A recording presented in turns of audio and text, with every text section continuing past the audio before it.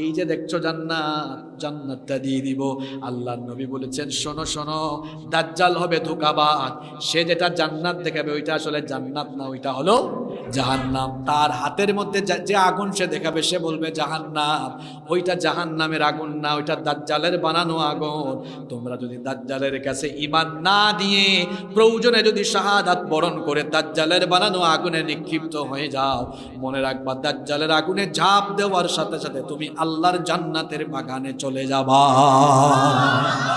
দাজ্জালের সময় আর কি কি ফিতনা ছড়াবে হাদিস থেকে শুনেন। তার এক হাতে জান্নাত আর এক হাতে জাহান্নাম। আল্লাহর নবী বলেছেন, ওয়া আন্না মাহু আনহারুল মা, তার এক হাতে থাকবে পানি, দুইটা নদী প্রবাহিত থাকবে। একটাতে দেখা যাবে সুন্দর স্বচ্ছ পানি, আরেকটাতে দেখা যাবে পানি না, সেখানে শুধু আগুন। আল্লাহর নবী বলেছেন, যেটাতে দেখবা তোমরা স্বচ্ছ পানি, মনে করবা ওইটা হচ্ছে জাহান্নামের আগুন।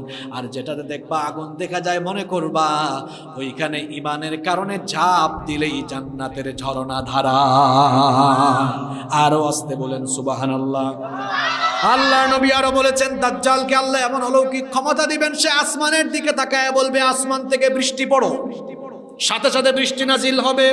জমিনের দিকে তাকায় আদেশ দিবে, জমিন থেকে ফসল ফলো, জমিন থেকে ফসল ফলে যাবে।